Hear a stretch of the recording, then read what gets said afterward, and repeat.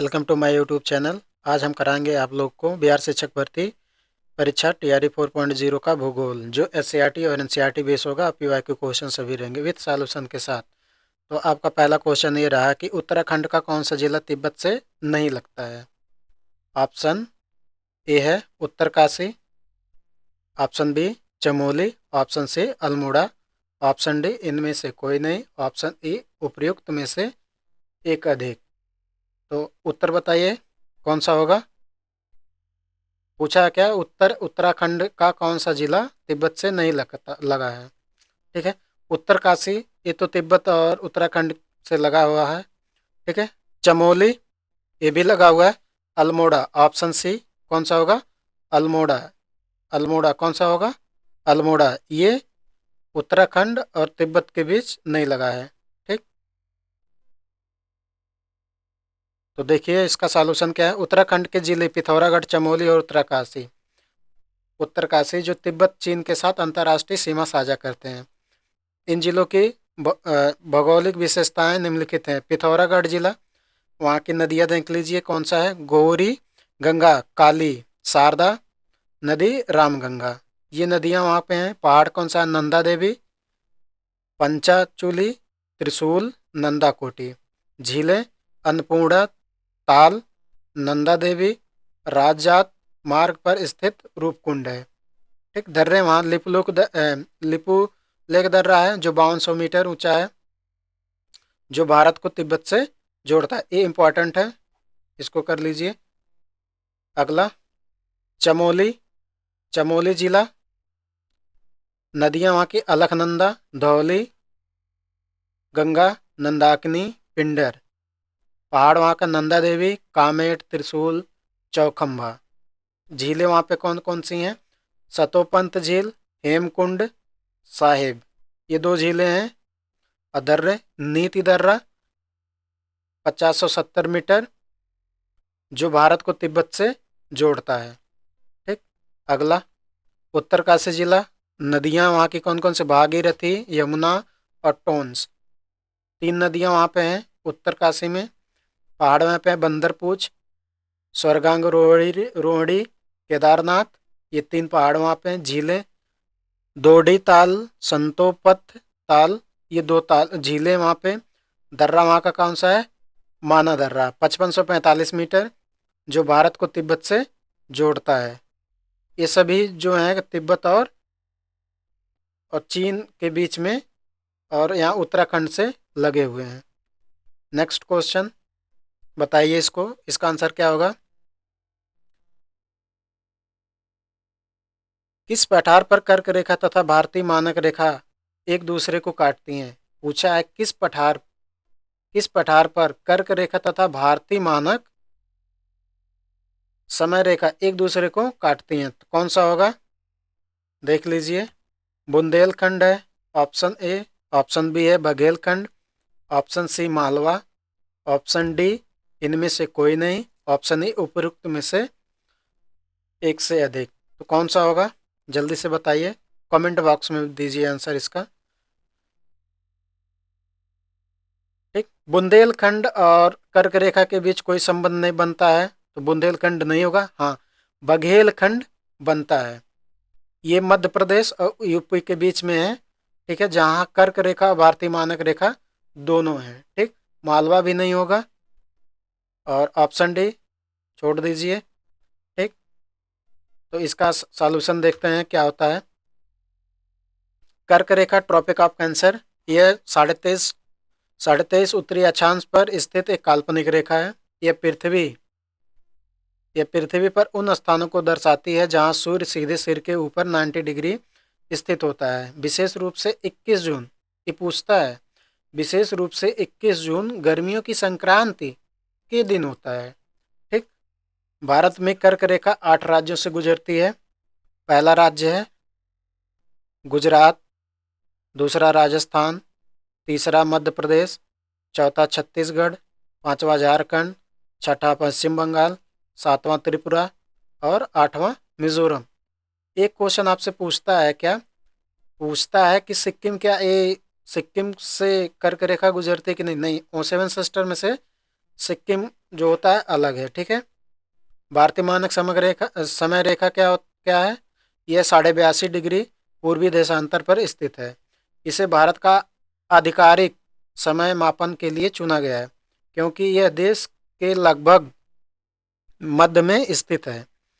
यह उत्तर में उत्तर प्रदेश, मिर्जापुर से लेकर दक्षिण में आंध्र प्रदेश तक गुजरती है, ठीक। नोट देख लीजिए। कर्क रेखा tropic of cancer Madhya Pradesh के बघेलखंड क्षेत्र को पार करती है, विशेष रूप से शहडोल और उमरिया जिलों से। ये दो जिले याद कर लीजिए, पूछ लेगा कभी तो अपने दिमाग में रख के रहिए। यह क्षेत्र उष्णकटिबंधीय जलवायु का अनुभव करता है, जहाँ गर्मी अधिक और सर्दी अपेक्षाकृत कम होती हैं, ठीक। नेक्स्ट अगला प्रश्न है, भौगोलिक दृष्टि से भारत के निम्न में से कौन सा जिला सबसे बड़ा है? भौगोलिक दृष्टि से पूछा है। Option A Leh, option B Kutch, option C Jaisalmer, option D इनमें से कोई नहीं, ऑप्शन ई उपरोक्त में से एक से अधिक या नहीं, ठीक। कौन सा होगा? ऑप्शन बी कच्छ, गुजरात में स्थित है। कच्छ जिला भौगोलिक दृष्टि से भारत का सबसे बड़ा जिला है। चलिए इसका सॉल्यूशन देखते हैं। कच्छ जिला गुजरात में पड़ता है। यह भारत का सबसे बड़ा जिला है। क्षेत्रफल इसका देख लीजिए कितना है, 45,674 वर्ग किलोमीटर में है। नदियां देख लीजिए, कच्छ जिले में अस्थायी नदियां नहीं हैं, लेकिन मानसूनी धाराएं जैसे लूनी नदी का कुछ हिस्सा यहाँ से गुजरता है। झीलें, कच्छ का रण एक विशाल नमक दलदल है जो मानसून के दौरान पानी से भर जाता है और शुष्क मौसम में सफ़ेद रेगिस्तान का रूप धारण कर लेता है। पर्वत कौन सा है इसका देख लीजिए। कच्छ में कोई प्रमुख पर्वत श्रृंखला नहीं है। यह क्षेत्र मुख्यतः समतल और रेगिस्तानी है। वन्यजीव यहाँ का प्रमुख वन्यजीव अभ्यारण्य भारतीय जंगली गधा, ये पूछता है, जंगली गधा अभ्यारण्य है जहाँ लुप्त प्राय भारतीय जंगली गधे पाए जाते हैं। इसके अलावा कच्छ का रण प्रवासी पक्षियों के लिए एक महत्वपूर्ण स्थल है। नेक्स्ट लेह, अगला लेह कहाँ पे है? लद्दाख में। क्षेत्रफल इसका क्या? 45,110 वर्ग किलोमीटर। नदियाँ, सिंधु नदी जिसे इंडस कहते हैं, लेह जिले से होकर बहती है, जो इस क्षेत्र की प्रमुख नदी है। ये सिंधु नदी पूछेगा। झीलें, प्रसिद्ध पंगोंग, तोसो और तोसो मोरिरी झीलें यहाँ स्थित हैं, जो अपनी प्राकृतिक सुंदरता के लिए जानी जाती हैं। पर्वत यहाँ काराकोरम और लद्दाख पर्वत श्रृंखलाएं इस क्षेत्र में फैली हैं, जिसमें स्टोक कांगड़ी 6,153 मीटर एक प्रमुख पर्वत है। स्टोक कांगड़ी, इसको इम्पोर्टेंट लिख लीजिए, ठीक, पूछेगा, लगा लीजिएगा। वन्यजीव यहाँ हिमालयी नीली भेड़, तिब्बती जंगली गधा क्वांग जिसे कहते हैं, जंगली गधा को वहाँ क्या कहते हैं? क्वांग, हिम तेंदुआ और विभिन्न प्रवासी पक्षियाँ पाई जाती हैं। जैसलमेर राजस्थान में है। क्षेत्रफल इसका 38,401 वर्ग किलोमीटर में है।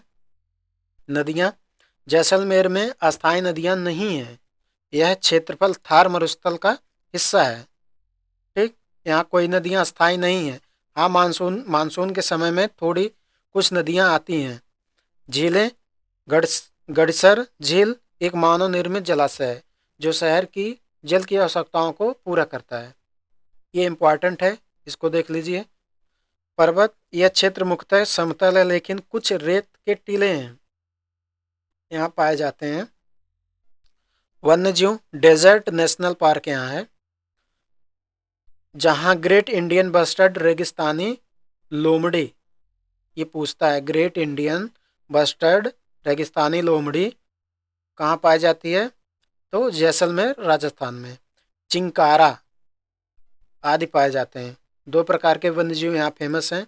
पहला है ग्रेट इंडियन बस्टर्ड रेगिस्तानी लोमड़ी, दूसरा chinkara. Next question, next question है, उस क्षेत्र को पहचानिए जिसकी सीमा सबसे अधिक राज्यों की सीमा मिलती है। हमें उस स्टेट को पहचानना है जिसकी सीमा अधिक से अधिक राज्यों से मिलती हो। पहला ऑप्शन है असम, दूसरा है उत्तर प्रदेश, तीसरा है महाराष्ट्र, चौथा है बाड़मेर, या उपयुक्त में से एक, या एक से अधिक, या इनमें से कोई नहीं। कौन सा होगा? देख लीजिए, ऑप्शन बी। कौन सा? Option B. कौन सा? Option B, Uttar Pradesh. उत्तर प्रदेश। चलिए देखते हैं कहाँ किस किस किस किस स्टेट से सीमा लगाती है। ठीक है, पहला है उत्तराखंड, उत्तर में। उत्तर प्रदेश के नौ राज्यों से सीमा मिलाती है, एक केंद्र शासित प्रदेश की सीमा से छूता है। पहला है उत्तराखंड, जो उत्तर में मिलती है, कहाँ से? यूपी में। और हिमाचल प्रदेश उत्तर पश्चिम में स्थित है, हरियाणा पश्चिम में, दिल्ली जो केंद्र शासित प्रदेश है। हाँ, यूपी से एक केंद्र शासित प्रदेश भी सीमा साझा करता है। कौन सा है? दिल्ली, जो पश्चिम में है। राजस्थान पश्चिम में है, मध्य प्रदेश दक्षिण में है, छत्तीसगढ़ छत्तीसगढ़ दक्षिण पूर्व में है, झारखंड पूर्व में है, बिहार भी पूर्व में है।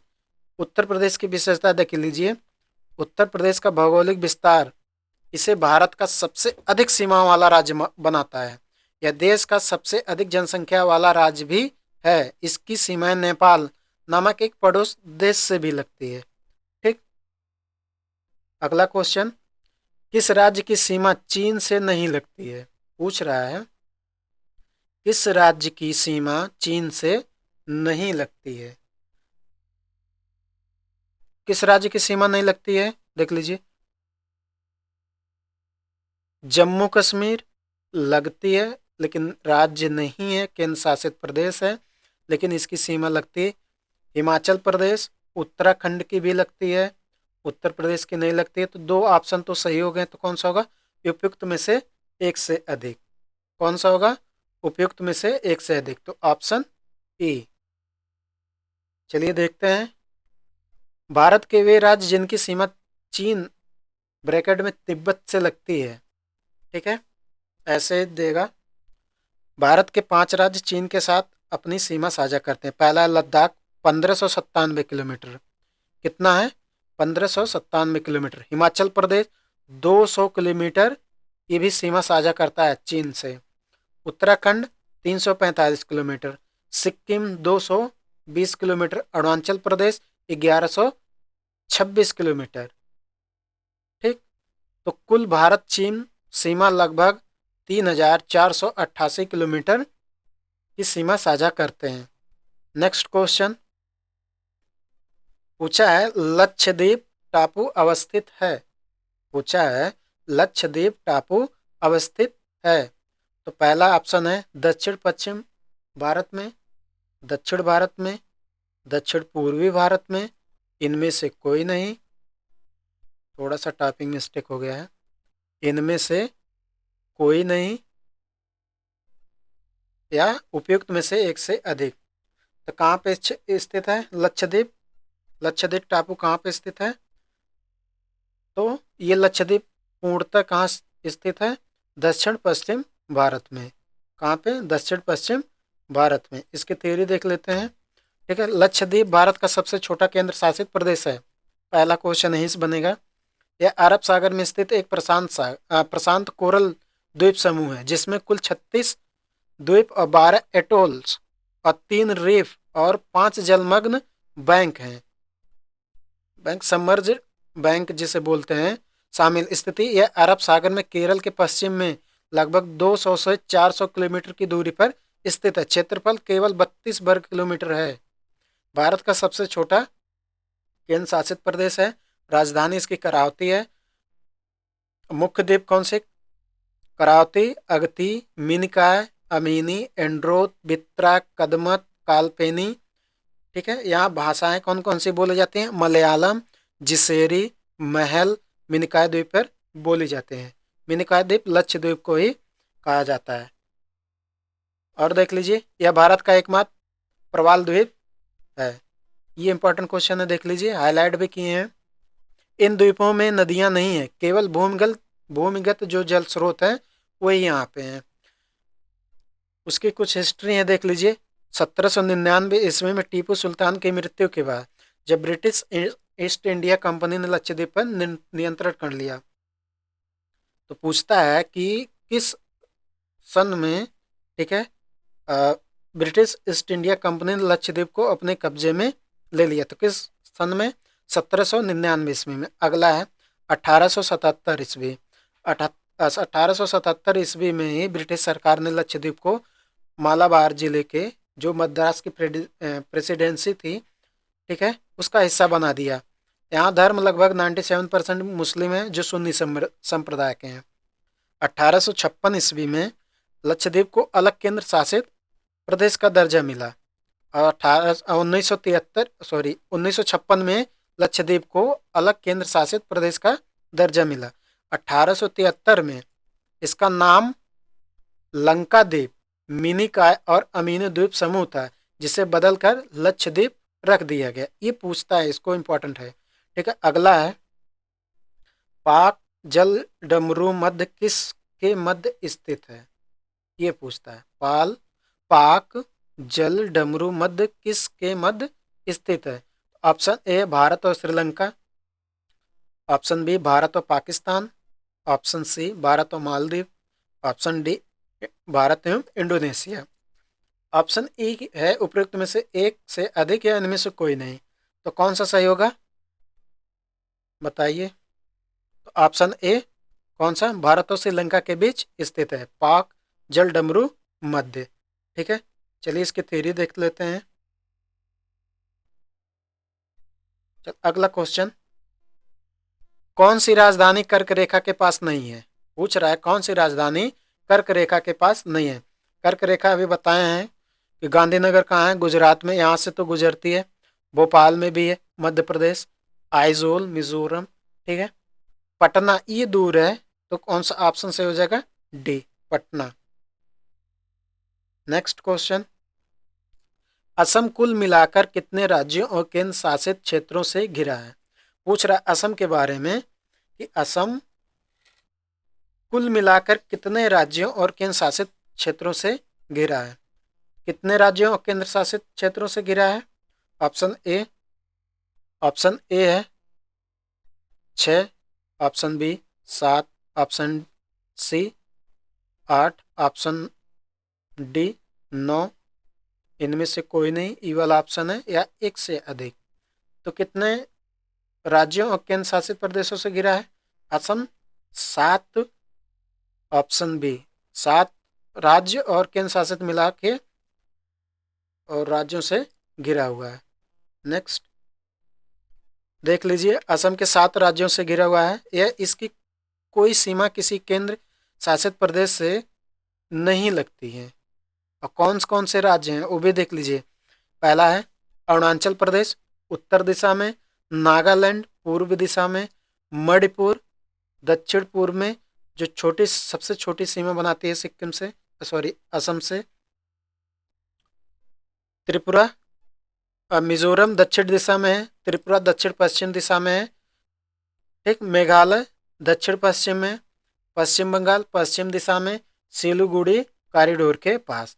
असम की अंतर्राष्ट्रीय सीमा भी है, जो भूटान और बांग्लादेश से भी लगती है, ठीक। यह भारत के पूर्वोत्तर क्षेत्र का सबसे बड़ा राज्य है और इसे 7 बहनों का प्रवेश द्वार भी कहते हैं, ठीक। ये इंपॉर्टेंट है, इसको कर लीजिए, ठीक। अगला, असम का सिलीगुड़ा कॉरिडोर चिकन नेक भारत के शेष भाग को पूर्वोत्तर से जोड़ता है, ठीक। ये इंपॉर्टेंट है, ये भी देख लीजिए। नेक्स्ट क्वेश्चन, अगला क्वेश्चन है, भारत की निम्न में से किस राज्य की सीमा बिहार से अधिकतम जिलों से लगती है? पूछा है, ठीक है, किस राज्य की सीमा बिहार से अधिकतम जिलों से लगती है? पहला है पश्चिम बंगाल, दूसरा है उत्तर प्रदेश, तीसरा है झारखंड, चौथा है इनमें से कोई नहीं, पांचवा ऑप्शन है इनमें से एक से अधिक। तो पश्चिम बंगाल तो उतना नहीं, मतलब हाँ यूपी बनाता है। सबसे अधिक जिलों की संख्या किसकी है? यूपी से लगी हुई है। ठीक है, देख लीजिए कौन कौन से जिले हैं। बिहार की सीमाएं हैं उत्तर प्रदेश पश्चिम में सबसे लंबी। ठीक है, देख लीजिए सबसे लंबी किसकी है, उत्तर प्रदेश, यही पूछा गया है। दक्षिण से में कौन लगता है, झारखंड। ठीक है, पूर्व में पश्चिम बंगाल। ठीक है, सिक्किम में कोई सीधा सीमा नहीं बनाती लेकिन काफी निकट है। नेपाल है, उत्तर में अंतर्राष्ट्रीय सीमा बनाती है। बिहार और उत्तर प्रदेश के बीच करीब 700 किलोमीटर से अधिक सीमा लगती है। बिहार और नेपाल के बीच 729 किलोमीटर की सीमा है, जो किसी भी भारतीय राज्य की नेपाल के साथ सबसे लंबी अधिक सीमा है। ठीक है, नेक्स्ट अगला क्वेश्चन है, निम्न में से किसकी नेपाल के साथ सामान्य सीमा है। पूछ रहा है निम्न में से किसकी नेपाल के साथ सामान्य सीमा है। तो किसका है, देखिए हिमाचल प्रदेश, उत्तर प्रदेश, भूटान और पंजाब। पहला ऑप्शन है, ऑप्शन बी है उत्तर प्रदेश, उत्तराखंड, बिहार, सिक्किम, पश्चिम बंगाल। ऑप्शन सी बिहार, झारखंड, उत्तर प्रदेश और सिक्किम। ऑप्शन डी इनमें से कोई नहीं, या ऑप्शन ई उपयुक्त में से एक से अधिक। आंसर दीजिए कमेंट बॉक्स में, कौन सा होगा, कौन सा होगा। ठीक, ऑप्शन बी, कौन सा सही होगा, ऑप्शन बी उत्तर प्रदेश। ठीक है, नेपाल के साथ लगता है, उत्तराखंड भी, बिहार भी, सिक्किम भी और पश्चिम बंगाल भी। बाकी ये हिमाचल प्रदेश नहीं लगता है। ठीक है, भूटान, पंजाब दूर है। ठीक है, बिहार लगता है, झारखंड लगता है, लेकिन सिक्किम नहीं लगता है। ठीक, तो कौन सा ऑप्शन सही होगा, B. Next question, 8 degree channel Bharat को किस देश से अलग करता है। पूछ रहा है 8 डिग्री चैनल भारत को किस देश से अलग करता है। तो किस देश से अलग करता है, ऑप्शन ए है Sri Lanka, option B Indonesia, option C Maldives, option D इनमें से कोई नहीं, ऑप्शन ई उपयुक्त में से एक से अधिक। तो कौन सा, 8 डिग्री चैनल तो श्रीलंका का नहीं लगता है। ठीक है, ऑप्शन बी होगा इंडोनेशिया से लगता है, मालदीव से भी नहीं लगता है। ठीक, नेक्स्ट देखते हैं इसकी थ्योरी। यह चैनल भारत के लक्षद्वीप समूह को मिनिकॉय द्वीप और मालदीव के उत्तरी थिलाथू थिलाधु एटोला के बीच स्थित है। इसका नाम 8 डिग्री उत्तरी अक्षांश पर स्थित होने के कारण पड़ा है। पूछ लेगा इसका नाम क्यों पड़ा है, तो क्या बताएंगे, 8 डिग्री उत्तरी अक्षांश पर स्थित होने के कारण पड़ा है।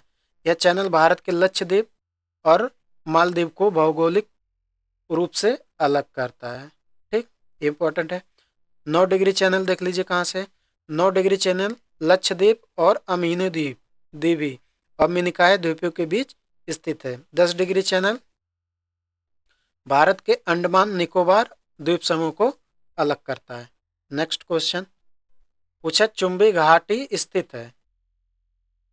चुंबी घाटी स्थित है कहाँ पे, सिक्किम और तिब्बत के मध्य, option A, option B Arunachal Pradesh और तिब्बत के मध्य, ऑप्शन सी लद्दाख और तिब्बत के मध्य। कौन सा होगा, ऑप्शन डी है इनमें से कोई नहीं, ऑप्शन ई उपयुक्त में से एक से अधिक। तो कौन सा सही होगा, आंसर दीजिए।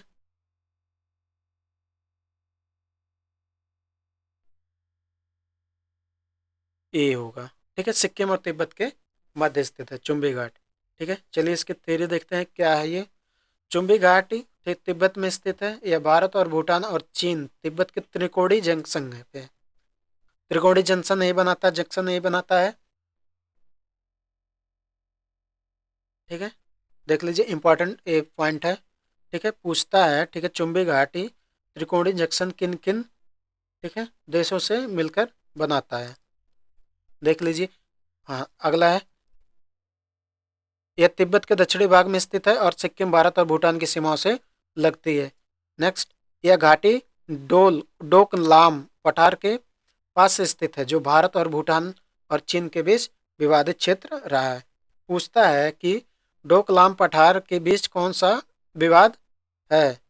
ठीक है, इसकी ऊंचाई लगभग 3000 मीटर से 9800 मीटर तक है। ये अपवाद है, किसी किसी बुक में दिया है, किसी किसी बुक में नहीं दिया। तो हमने, ठीक है, एनसीईआरटी देखी थी, एनसीईआरटी में यही मिला था। महत्वपूर्ण स्थान देख लीजिए, नाथुला दर्रा भारत और चीन की सीमा चुंबी घाट के पास स्थित है। डोकलाम क्षेत्र जो भूटान और चीन के बीच विवादित क्षेत्र है, इस घाटी के पश्चिम में है। ठीक है, यह घाटी यादोंग काउंटी में स्थित है, जो चीन के तिब्बत स्वायत्त क्षेत्र का हिस्सा है।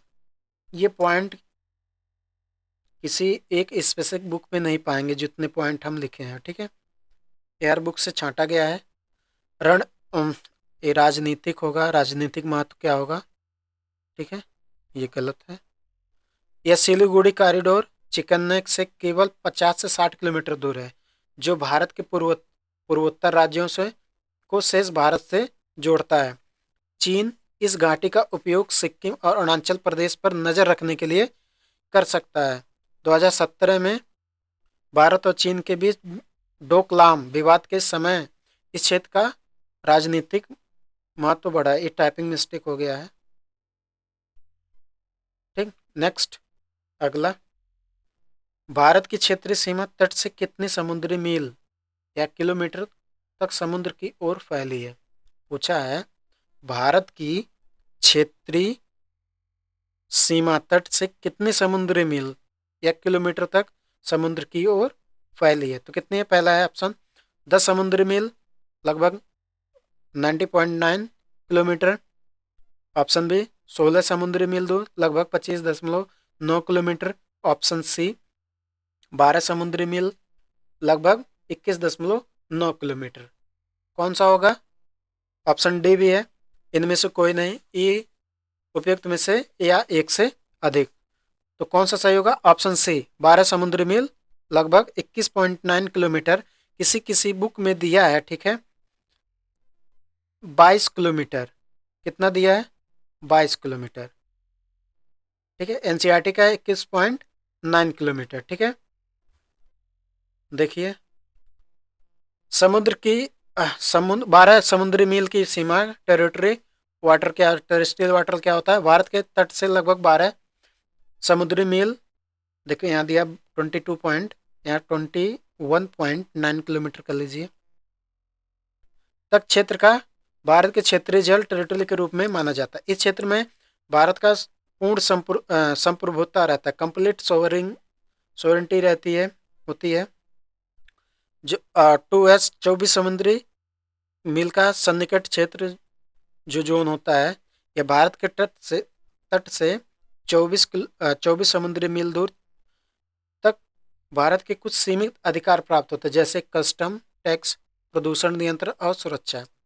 200 समुद्री मील जो दूरी होती है विशिष्ट आर्थिक क्षेत्र, इसको बोलते हैं EEZ, एक्सक्लूसिव इकोनॉमिक जोन। ये क्या होता है?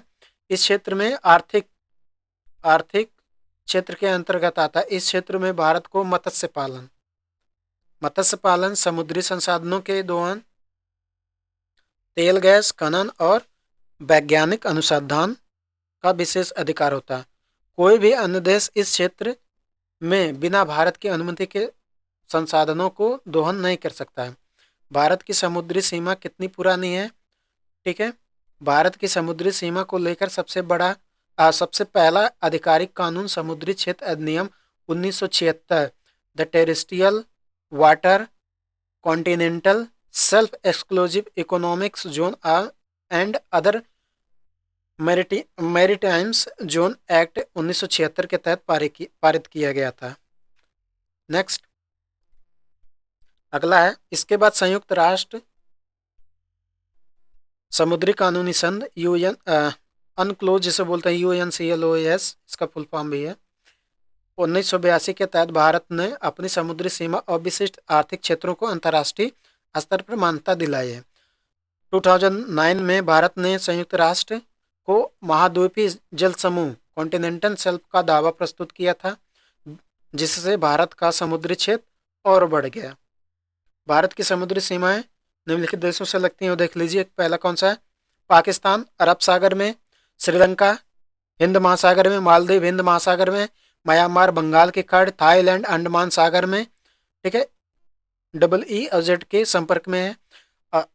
6 नंबर पे इंडोनेशिया अंडमान निकोबार द्वीप समूह के पास रहे। ठीक है, ये देख लीजिए 12 समुद्री मील जो दूरी होती है, भारत का पूर्ण अधिकार होता है टेरिटोरियल्स वाटर्स। ठीक है, 24 समुद्री मील दूर भारत का सीमित अधिकार कॉन्टिनेंटल कॉन्टिग्यूस जोन, और 200 समुद्री मूल भारत का विशिष्ट आर्थिक क्षेत्र। 1976 का कानूनी और 1982 की अनक्लोज संधि भारत की समुद्री सीमा को परिभाषित करती हैं। ठीक है, नेक्स्ट क्वेश्चन, अगला क्वेश्चन है, म्यांमार के साथ भारत के किन राज्यों की सीमा मिलती है? पूछा है म्यांमार के साथ। ठीक है, तो म्यांमार के साथ कौन कौन से मिलते हैं? मणिपुर, मिजोरम, नागालैंड, त्रिपुरा। ऑप्शन ए है, बी है अरुणाचल प्रदेश, नागालैंड, मणिपुर और Mizoram. Option B, option C Arunachal Pradesh, Assam, Manipur, Mizoram. D इनमें से कोई नहीं। ई उपयुक्त में से एक से अधिक। तो कौन सा होगा? बी। म्यांमार से सीमा कौन साझा करते हैं? बी। ठीक है, अरुणाचल प्रदेश, नागालैंड, मणिपुर और मिजोरम। ठीक, नेक्स्ट देखते हैं अरुणाचल प्रदेश कितना दूरी सीमा साझा करता है? 520 kilometre, Nagaland 215 kilometre, Manipur 398 kilometre, Mizoram 510 kilometre. ये देखिए, एक यहाँ टिक मार के लगाएं, इसको देख लीजिए। भारत और म्यांमार के बीच जो सीमा उत्तर पूर्वी भारत में स्थित है और यहाँ पर्वतीय एवं घने जंगलों से घिरे हुए हैं। फ्री मूवमेंट रेजिम FMR व्यवस्था के तहत दोनों देशों के सीमावर्ती लोग बिना वीजा के 16 किलोमीटर तक आ जा सकते हैं। कितने किलोमीटर तक? 16 किलोमीटर तक। नेक्स्ट क्वेश्चन पूछा है, अपनी किस कार्यकारिणी समिति में कांग्रेस ने भू स्वामित्व को समाप्त करने की नीति अपनाई? ठीक है, ऑप्शन है कार्यकारिणी समिति 1937, कार्यकारिणी समिति 1942, कार्यकारिणी समिति 1945, कार्यकारिणी समिति 1946। तो कौन सा होगा? Option A. कौन सा सही होगा? ऑप्शन ए, कार्यकारिणी समिति 1937। नेक्स्ट क्वेश्चन, असम घाट में ब्रह्मपुत्र नदी की लंबाई कितनी है? सिंपल सा क्वेश्चन है, आसान है, बताइए। असम घाट में ब्रह्मपुत्र नदी की लंबाई कितनी है? ये पूछा है। 700 किलोमीटर, 725 किलोमीटर, 740 किलोमीटर, कितनी है? ना तो 700 किलोमीटर है, ना तो 725 है और ना तो 740 है। ठीक, तो कौन सा हो जाएगा? Option D. जो कोई नहीं मिल रहा है, ठीक है, तो ऑप्शन डी देख लीजिए कितना है। ठीक है, असम घाट में ब्रह्मपुत्र नदी, ब्रह्मपुत्र नदी असम घाट का जीवनदायिनी नदी है। यह तिब्बत ब्रैकेट चीन में मानसरोवर झील के पास चेमायुंग युंगडुंग ग्लेशियर से निकलती है और भारत में अरुणाचल प्रदेश और असम से होकर बहती है। यह तिब्बत में यारलुंग त्संगपो के नाम से जानी जाती है। अरुणाचल प्रदेश में इसे सियांग या दिहांग कहा जाता है। ये इंपॉर्टेंट है, इसको देख लीजिए। असम में प्रवेश, यह सादिया अरुणाचल प्रदेश असम सीमा के पास से प्रवेश करती है। और असम घाट में विस्तार कितना है वो देख लीजिए। असम में यह बहुत चौड़ी हो जाती है, कई स्थानों पर यह 10 से 20 किलोमीटर तक चौड़ी है। गुवाहाटी, तेजपुर, जोरहाट, डिब्रूगढ़ जैसे शहर इनके किनारे बसे हैं। यह नदी में कई द्वीप बनाती हैं, जिनमें माजुली द्वीप, ठीक है, दुनिया का सबसे बड़ा नदी द्वीप है।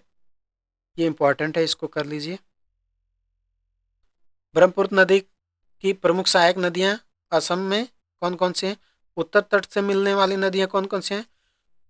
सुबनसिरी, कामेंग, मानस और संकोश। ये पूछता है कि किस दिशा से मिलती हैं। दक्षिण से मिलने वाली नदियां दिसांग, डींग, लोहित और बूढ़ी डींग। ठीक, ब्रह्मपुत्र नदी की विशेषताएं देख लीजिए कौन कौन सी हैं। तो ये सबसे बड़ा बाढ़ मैदानी बनाती है, जिससे असम में हर साल बाढ़ आती है। नदी की धाराएं बदलती रहती हैं, जिसमें कटाव और भू आकृति परिवर्तन होते रहते हैं। यह नदी प्लावन जड़ोड़ जलोढ़ मैदान बनाती हैं, जो कृषि के लिए उपयुक्त है। असम घाट में यह ब्रह्मपुत्र नदी की दोहरी प्रकृति को दिखाती है। मानसून में बाढ़ लाती है और शुष्क मौसम में जल प्रवाह कम हो जाता है। ब्रह्मपुत्र नदी पर बने प्रमुख पुल जो असम में हैं, देख लीजिए कौन कौन से हैं। बोगीबील पुल सबसे लंबा रेलवे रोड पुल डिब्रूगढ़ से। सरायघाट पुल गुवाहाटी असम का पहला ब्रह्मपुत्र पुल है। ढोल सादिया पुल भारत का सबसे लंबा पुल, जो 9.15 किलोमीटर लंबी है। नेक्स्ट क्वेश्चन, सोन नदी का उत्पत्ति स्थल अमरकंटक कहाँ स्थित है? ये क्वेश्चन पूछता है, बहुत सारे एग्जाम में पूछा है और हमारे बीपीएससी टीआरई में भी पूछा है। कौन सा पहला ऑप्शन है? मैकाल श्रेणी, ऑप्शन बी मकालू श्रेणी, ऑप्शन सी राजमहल की पहाड़ियां, ऑप्शन डी इनमें से कोई नहीं, ऑप्शन ई उपयुक्त में से एक से अधिक। कौन सा होगा? तो कौन सा होगा? मैकाल श्रेणी। सोन नदी का उत्पत्ति अमरकंटक से कहाँ से होती है? मैकाल श्रेणी से। ठीक। नेक्स्ट, निम्न में से कौन सी सहायक नदी ब्रह्मपुत्र से उत्तर दिशा में नहीं मिलती? पूछा है, नहीं मिलती। अभी पीछे बताया ना कौन सी है, उत्तर दिशा से पूछा है, और सहायक नदी ब्रह्मपुत्र से उत्तर दिशा से मिलती हैं। ये देखो सुबनसिरी, बेलसरी, मानस, ये कहाँ से दक्षिण से मिलती हैं। कहाँ से मिलती है? सॉरी, एक सेकेंड, ब्रह्मपुत्र से उत्तर दिशा से मिलती हैं, तो सुबनसिरी भी मिलती है नहीं, ये दक्षिण से मिलती है। तो इनमें से कौन हो जाएगा? सही, पहला सही बताए थे। ठीक है, उपयुक्त में से एक से अधिक, ये तीनों आके मिलती हैं। ठीक है, दो मिलती हैं, सॉरी। नेक्स्ट, कारगिल किस नदी के किनारे स्थित है? ये बहुत बार पूछा है, बहुत सारे एग्जाम में पूछा है, बीपीएससी टीआरई में भी पूछा है। ठीक है, तो बताइए कौन सा, सुरु, झेलम, सिंधु, या इनमें से कोई नहीं, या उपयुक्त में से एक से अधिक। कौन सी नदी है? ठीक है, कारगिल कहाँ पे है? सुरु के पास। कहाँ पे है? सुरु, यही भी स्थित है। ठीक है, देख लीजिए सुरु नदी। स्रोत इसका क्या? यह नदी जम्मू कश्मीर के, ठीक है, जास्कर, सॉरी, जस्कर पर्वत श्रेणीमाला से निकलती है। प्रवाह क्षेत्र, यह कारगिल जिले से होते हुए आगे जाती है। मिलने वाली नदियां, यह नदी आगे जाकर द्रास नदी और सिंगो नदी से मिलती हैं। संगम,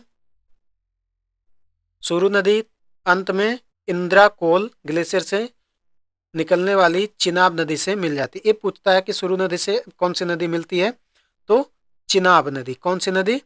चिनाब नदी। बर्फबारी का प्रभाव सर्दियों में यह नदी जम जाती है, जिससे कारगिल क्षेत्र में अत्यधिक ठंडी पड़ती है।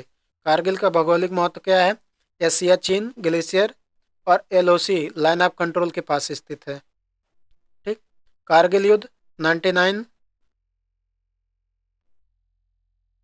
1999 के समय यह इलाका बहुत महत्वपूर्ण था। यह नदी की यहाँ की प्रमुख नदियाँ सुरु नदी, द्रास नदी, सिंगो नदी हैं। द्रास नदी दुनिया का सबसे, ठीक है, दूसरा ठंडा स्थान है। द्रास कारगिल जिले में स्थित है और यह सुरु नदी की सहायक नदियों से घिरा हुआ है। यहाँ का तापमान -45 डिग्री सेल्सियस तक गिर जाता है। ठीक है, नेक्स्ट क्वेश्चन, गंडक नदी का दूसरा नाम क्या है? कौन सा है? बूढ़ी गंडक, महानंदा, नारायणी, पुनपुन, या इनमें से कोई नहीं, या इनमें से एक से अधिक। तो गंडक नदी का बूढ़ी गंडक नहीं है। ठीक है, महानदी भी नहीं, तो कौन सी? नारायणी। कौन सी नदी नाम है? नारायणी। चलिए देखते हैं गंडक नदी के बारे में। ठीक है, अन्य नाम कौन सा? नारायणी है, सप्तगंडकी है। ठीक, ये दो हैं। महत्व तो इसका है, नेपाल से निकलकर उत्तर बिहार में बहती हैं और गंगा नदी में मिलती हैं। गंगा नदी के कौन से नाम? भागीरथी, पद्मा, जाह्नवी। ठीक है, भागीरथी उत्तराखंड में जब ये गोमुख से निकलती हैं। पद्मा बांग्लादेश में कहा जाता है। जाह्नवी पौराणिक नाम है। ठीक, यमुना नदी, यमुना रिवर, रिवर कालिंदी। यमुना नदी, नदी का दूसरा नाम क्या? कालिंदी, जमुना, जमुना बांग्लादेश में कहते हैं। ब्रह्मपुत्र नदी का नाम क्या है? सांगपो, तिब्बत में कहते हैं। जमुना बांग्लादेश में कहते हैं। महानदी को क्या कहते हैं? छत्तीसगढ़ की गंगा स्थानीय उपनाम है। पूछता है छत्तीसगढ़ की गंगा किस नदी को कहते हैं? तो महानदी को। गोदावरी नदी अन्य नाम? दक्षिण गंगा, वृद्ध गंगा। ठीक है, इसे दक्षिण भारत की गंगा कहा जाता है, पुराणों में वर्णित है। ठीक है, जिसे वृद्ध गंगा के नाम से जानते हैं। ठीक है, कृष्णा नदी का नाम कृष्णवेणी, दक्षिण भारत में कहते हैं। कावेरी का अन्य नाम पोइनी है, तमिलनाडु में कहते हैं इसे। नेक्स्ट देखिए, अगला है नर्मदा नदी, रेवा, नर्मदा मैया। ताप्ती नदी को क्या क्या कहते हैं? तापी, महाराष्ट्र, महाराष्ट्र और गुजरात में। चिनाब नदी, अस्किनी, चिनाब नदी को क्या कहते हैं? अस्कनी। झेलम नदी को बितस्ता। ठीक है, सतलुज नदी को क्या कहते हैं? अन्ना सतुद्रु, प्राचीन नाम है। ब्यास नदी का बिपाशा, रावी का अन्य नाम इरावती। ठीक, नेक्स्ट क्वेश्चन, अगला क्वेश्चन क्या कह रहा है देखिए। ठीक है, कह रहा है कि निम्न में से कौन सी नदी दक्षिण गंगा के नाम से जानी जाती है? बहुत सारे एग्जाम में पूछा है, बीपीएससी टीआरई में भी पूछा है। ठीक है, तो बताइए कौन सा है? दक्षिण गंगा के नाम से अभी पीछे पड़े हैं, कौन सी नदी होगी? Option C, option C Godavari. कौन सी नदी होगी? Option C. ठीक, गोदावरी नदी का क्यों कहते हैं कारण भी जान लीजिए। यह भारत की दूसरी सबसे लंबी नदी है। 1465 किलोमीटर इसकी दूरी है, जो महाराष्ट्र, तेलंगाना, आंध्र प्रदेश, छत्तीसगढ़ और उड़ीसा से होकर बहती है। दक्षिण भारत में गंगा की तरह इसकी पवित्रता मानी जाती है। ठीक है, यह कई महत्वपूर्ण धार्मिक और सांस्कृतिक स्थलों से होकर गुजरती है। इसका उद्गम महाराष्ट्र के त्र्यंबकेश्वर, नासिक से। ये पूछता है कि गोदावरी नदी का उद्गम स्थल कहाँ से है? तो त्र्यंबकेश्वर, नासिक से। ठीक,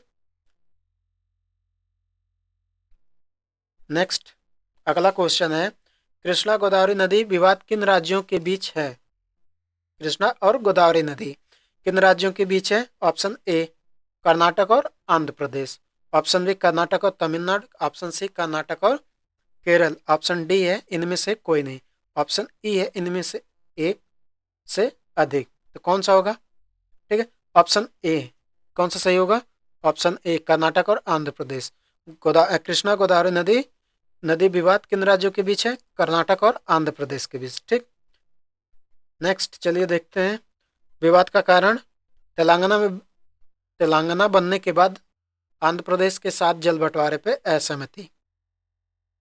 आंध्र प्रदेश की पोलावरम परियोजना और तेलंगाना की कलेश्वरम परियोजना को लेकर विवाद है।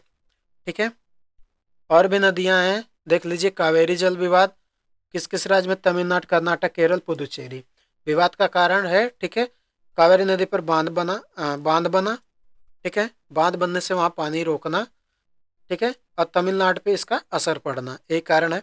2018 में सुप्रीम कोर्ट ने कर्नाटक को, ठीक है, 284.75 टीएमसी और तमिलनाडु को 404.25 टीएमसी पानी देने का आदेश दिया था। दोनों राज्यों के किसानों के लिए यह जीवन रेखा मानी जाती है, इसीलिए मामला संवेदनशील बना रहता है हमेशा।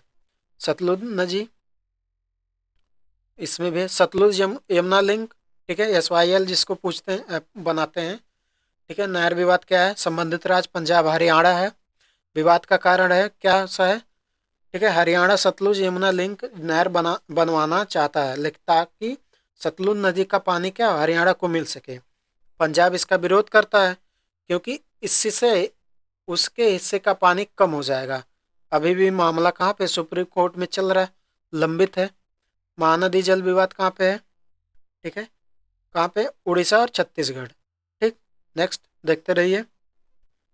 गुंडारू जल विवाद कहाँ पे है? तमिलनाडु, आंध्र प्रदेश। ठीक है। नेक्स्ट क्वेश्चन, निम्न में से कौन सी उथली झील है? ये पूछता है। अब बहुत सारे एग्जाम में पूछा है, हमारे टीआरई बीपीएससी टीआरई में भी पूछा है। ठीक, तो कौन सी खारी झील है? सुपोषण झील है, अल्पोषी झील है, इनमें से कोई नहीं है, या ऊपर में से एक से अधिक। तो उथली झील कौन सी होती है? जो सबसे सुपोषण होती है। ठीक है, वही होती है उथली झील। ठीक है, तो ऑप्शन, सॉरी एक सेकंड, उथली झील खारी झील होती है। कौन सी होती है? खारी झील। ठीक, नेक्स्ट चलिए देखते हैं, अन्य राज्यों के सभी झीलें देख लेते हैं। ठीक है, आंध्र प्रदेश में कौन से? कोल्लेरू झील कृष्णा और गोदावरी नदियों के डेल्टा के बीच स्थित है।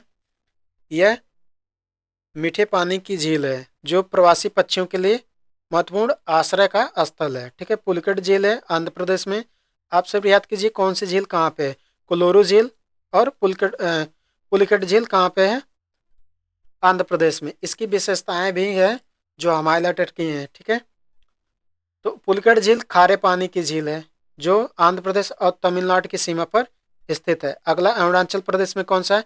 गंगा झील या ग्याकरसिनी झील। क्यों फेमस है? प्राकृतिक सुंदरता के कारण। ठीक है, अगला है असम में डिपोर बिल, गुवाहाटी के पास स्थित है। ठीक है, और यह मीठे पानी की झील है जो रामसर स्थल के पास रामसर स्थल के रूप में मान्यता प्राप्त है। ठीक है, ये इंपॉर्टेंट है, इसको देखें। अगला बिहार कांवर झील या कंवर झील बेगूसराय जिले में स्थित है। यह एशिया की सबसे बड़ी ऑक्सबो झीलों में से एक है जो प्रवासी पक्षियों के लिए महत्वपूर्ण है। नेक्स्ट, गुजरात में काकरिया झील और नल सरोवर झील है। ठीक है, नेक्स्ट हरियाणा बड़खल झील, सूरजकुंड झील। हाँ, यहाँ पर सूरजकुंड मेला लगता है इसलिए इंपॉर्टेंट है। ठीक है, हिमाचल प्रदेश डल झील और हिमाचल प्रदेश में रेणुका झील है। ठीक है, जम्मू कश्मीर में डल झील, बुलर झील, कर्नाटक में उलसुर झील और कुक्कर हल्ली झील। ठीक है, केरल में वेम्बनाड झील, अष्टमुडी झील। ठीक है, हाँ, वेम्बनाड झील का इंपॉर्टेंट देख लीजिए। यहाँ पे केरल की सबसे बड़ी झील जो नेहरू ट्रॉफी बोट रेस होती है इसके लिए प्रसिद्ध है। अष्टमुडी झील जो होती है, ठीक है, ये झील अपने 8 कोनों के लिए प्रसिद्ध है। ठीक है, यह झील अपने 8 कोनों के लिए प्रसिद्ध है। मध्य प्रदेश में भोजताल बड़ा, ठीक है, इसे बड़ा तालाब भी बोलते हैं। ठीक है, यह मानव निर्मित झील है। ठीक है, शहर के जल आपूर्ति के लिए बनाया गया था इसे। महाराष्ट्र में लोनार झील है। ठीक है, ये उल्का पिंड गिरने के कारण बनी है, खारे पानी की झील है। ठीक है, और मणिपुर में लोकटल झील है। ठीक है, इसे बोलते हैं तैरते हुए द्वीपों या फुमदी के लिए प्रसिद्ध है। उड़ीसा चिल्का झील है, भारत की सबसे तटीय लैंगून जो प्रवासी पक्षियों के लिए महत्वपूर्ण है। ये इंपॉर्टेंट है, इसको भी टिक कर लीजिए, उड़ीसा वाला। नेक्स्ट, राजस्थान में सांबर पिछोला झील है। ठीक है, सांबर झील में नमक उत्पादन के लिए प्रसिद्ध है और पिछोला झील अपनी सुंदरता के लिए। ठीक है, और आसपास के महलों के लिए। ठीक, तमिलनाडु में कौन सी? पुलिकट झील आंध्र प्रदेश और तमिलनाडु की सीमा पर स्थित है। यह खारे पानी की झील। तेलंगाना हुसैन सागर झील हैदराबाद में स्थित है, मानव निर्मित झील है। ठीक है, इसके मध्य बुद्ध की विशाल प्रतिमा बनी है इसलिए फेमस है। उत्तराखंड में नैनीताल भीमताल 2 झीलें हैं। उत्तर प्रदेश में गोविंद बल्लभ पंत सागर है, रेयन बांध के कारण यह बनी है। ठीक है, यह झील उत्तर प्रदेश की सबसे बड़ी कृत्रिम झील है। ठीक है, अगला क्वेश्चन, नेक्स्ट देखिए कौन सा क्वेश्चन है, आंसर दीजिए इसका। पूछा है बांग्लादेश में स्थित यमुना पद्मा मेघना द्वीप की सागर तल से ऊंचाई कितनी है? ये पूछा है। ठीक है, तो कितनी है? 200 से 50 मीटर, 20 से 50 किलोमीटर, 200 से 70 मीटर, 200 से 100 मीटर। कितनी है? इनमें से कोई नहीं या उपयुक्त में से एक से अधिक। कितनी है? तो ऑप्शन ए 20 से 50 मीटर है। नेक्स्ट क्वेश्चन अगला है, राजस्थान और गुजरात में बहने वाली लूनी नदी का उद्गम स्थल कहाँ पे? अभी हम पिछले ठीक है, किसी थ्योरी में बताएं क्वेश्चन में, बताइए ऑप्शन देख लीजिए। ऑप्शन ए सांबर झील, ऑप्शन बी पुष्कर झील, ऑप्शन सी साहनी दलदल। ठीक है, कौन सा होगा? गुजरात और राजस्थान में बहने वाले लूनी नदी का उद्गम स्थल पूछा है, कहाँ से है? ऑप्शन बी पुष्कर घाटी से। कहाँ पे है? पुष्कर घाटी से। नेक्स्ट, कोसी मैदान की मध्य समुद्र तल से औसत ऊंचाई कितना है? ठीक है, कितना है? 300 मीटर, 150 मीटर, 30 मीटर, या इनमें से कोई नहीं? कितना है? Option C 30 metre. ठीक है, बीपीएससी टीआरई में पूछा गया है क्वेश्चन। ठीक है, अगला, निम्न में से भारत के किस प्रदेश में वार्षिक वर्षा 25 सेंटीमीटर से कम होती है? बताइए, कहाँ पे होती है? कश्मीर घाटी, मालवा घाटी, नीलगिरी पहाड़ियाँ, लद्दाख। तो सबसे कम वर्षा कहाँ पर होती है? लद्दाख में। ठीक है, 25 सेंटीमीटर से भी कम होती है। नेक्स्ट, शीत ऋतु में तमिलनाडु के तटीय क्षेत्रों में वर्षा होने का कारण है।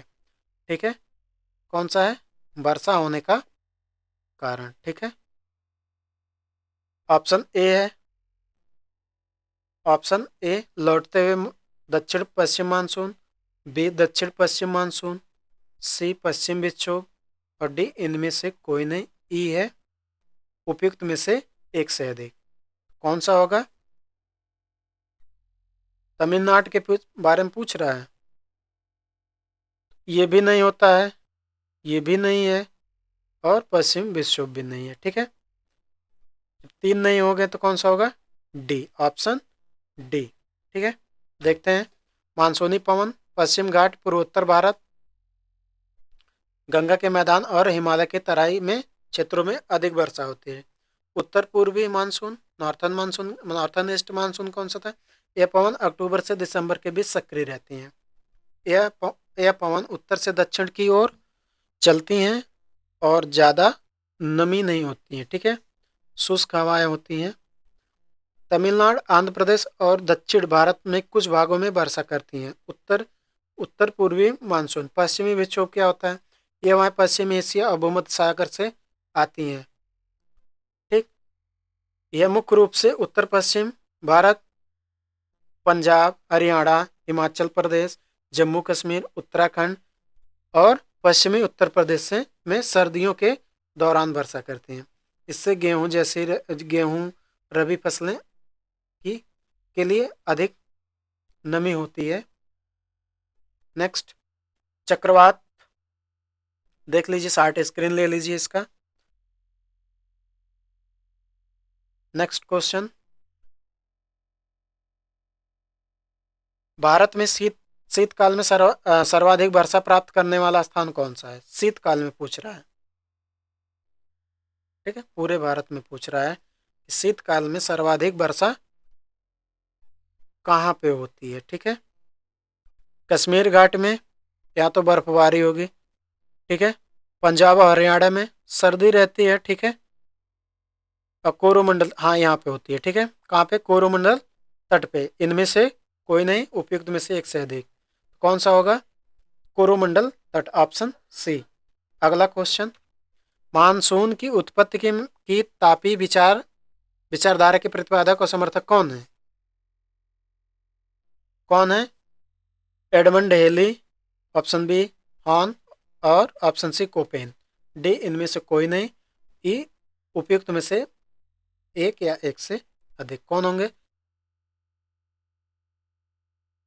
कौन होंगे? Edmund Halley. कौन होंगे? Option A Edmund heli.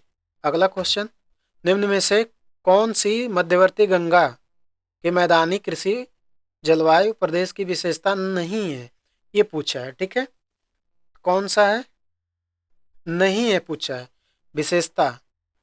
ठीक है, ऑप्शन ए, यह गंगा और उसकी सहायक नदियों के अपवाद क्षेत्र से स्थित है। ये सही है, ये है। इसका 2 से अधिक राज्यों में विस्तार, ये भी है। सही है। यहाँ प्रतिवर्ष वर्षा 100 सेंटीमीटर से अधिक होती है, ये भी सही है। जब 3 सही हो गए तो कौन सा सही होगा? उपयुक्त में से एक से अधिक। नेक्स्ट क्वेश्चन, त्रिवार्थ के अनुसार भारत जलवायु किस प्रकार की है? वैज्ञानिक हैं त्रिवार्थ, उनके अनुसार पूछा गया है, बताइए। ऑप्शन ए सवाना प्रकार, ऑप्शन बी उपोष्ण मानसूनी जलवायु, ऑप्शन सी भूमध्य सागरीय प्रकार, ऑप्शन डी इनमें से उपयुक्त में से एक से अधिक या ठीक है ई इनमें से कोई नहीं। कौन सा होगा? ऑप्शन बी इसमें लग गया आंसर। ठीक है, उपोष्ण मानसूनी जलवायु। कौन सा होगा? उपोष्ण मानसूनी जलवायु। ठीक। प्रश्न है, भूटान की सर्वोच्च पर्वत श्रेणी कौन सी है? ठीक है, कौन सी है? कुलकांगरी, बीपीएससी टीआरई में पूछे गए क्वेश्चन है। ठीक है, कुलकांगरी, कांगारी, बी चोमो लहरी, सी पुनाफा और डी इनमें से कोई नहीं या ई उपयुक्त में से एक से अधिक। कौन सा होगा? कमेंट में बताइए। ऑप्शन ए कुल कांगरी। कौन सा होगा? कुल कांगरी। नेक्स्ट क्वेश्चन, पर्वत शिखर पर मिलने वाली चट्टान सतह कहलाती ई मेस्ट। वो बहुत ही इंपॉर्टेंट क्वेश्चन है, बेस्ट क्वेश्चन है। पूछा है कि पर्वत शिखर शिखर पर मिलने वाली चट्टानी सतह क्या कहलाती हैं? पहला है फेलसेनमीर, बी फेल्ला, सी फेल्ट, डी इनमें से कोई नहीं और ई उपयुक्त में से एक से अधिक। तो कौन सा होगा? ए फेलसेनमीर। ठीक है, ये सही होगा। ठीक। नेक्स्ट, तो आज के लिए इतना क्वेश्चन। आप लोग कमेंट बॉक्स में बताइए किस टॉपिक से क्वेश्चन लाने हैं, वन लाइनर लाना है कि एमसीक्यू, या पूरे ही क्लास का डिटेल ही बता दिया जाए। ठीक है, जितने लोग का कमेंट अगर जिसका मैक्सिमम कमेंट रहेगा, ठीक है, उसके हिसाब से हम क्लास लाएंगे। ठीक है, थैंक यू।